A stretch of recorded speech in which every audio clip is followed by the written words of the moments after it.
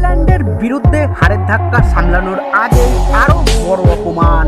এবার ইংল্যান্ডের বিপক্ষে তৃতীয় টি-20 ম্যাচে মাত্র 76 রানে গুটিয়ে গেল ভারতীয় ইনিংস। একের পর এক ব্যাটারের আত্মসমর্পণে গড়ে উঠল এমন এক লজ্জার রেকর্ড যার সাক্ষী আগে কখনো হয়নি টিম ইন্ডিয়া।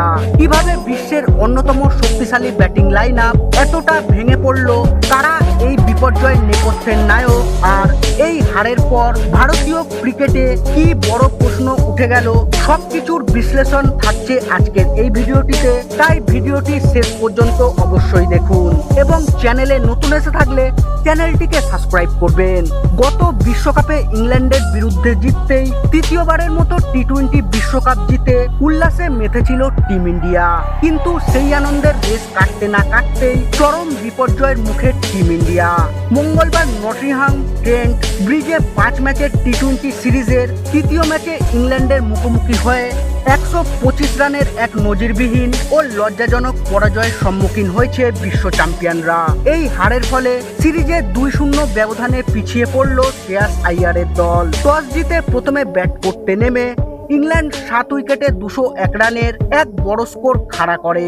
জবাবে রান তাড়া করতে নেমে ইংলিশ বোলারদের সামনে তাসের ঘরের মতো ভেঙে পড়ে ভারতের শক্তিশালী ব্যাটিং লাইন আপ। মাত্র 76 রানেই গুটিয়ে যায় ভারতের ইনিংস। ইংল্যান্ডের জস টাং একাই 4টি এবং জোফরা আর্চার 3টি উইকেট নিয়ে ভারতের তারকাখচিত ব্যাটিং লাইন আপ ধসিয়ে দেন। নটিংহামের এই হার ভারতের ক্রিকেট ইতিহাসে এক কালো অধ্যায় হয়ে থাকবে।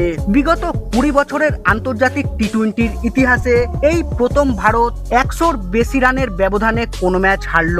এর আগে 2019 সালে ওয়েলিংটনে নিউজিল্যান্ডের কাছে 80 রানে হারাটাই ছিল ভারতের সবচেয়ে বড় ব্যবধানের পরাজয়। এমনকি ইংল্যান্ডের মাটিতে ভারতের আগের সর্বোচ্চ রানের হারাটি ছিল মাত্র 17 রানের। বিশ্বকাপ জেতার পর থেকেই ভারতীয় দলের এই বিশ্রী ছন্দপতন ক্রিকেট মহলে বড় প্রশ্ন তুলে দিয়েছে।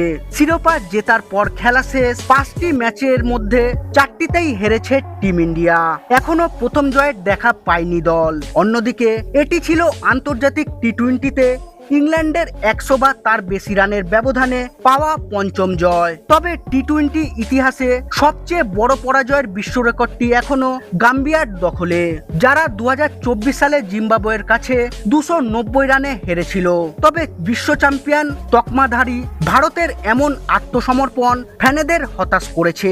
সিরিজ বাঁচাতে হলে এখন ভারতকে চমৎকার কিছু করে দেখাতে হবে ও বাকি 2টি ম্যাচ জিততে হবে।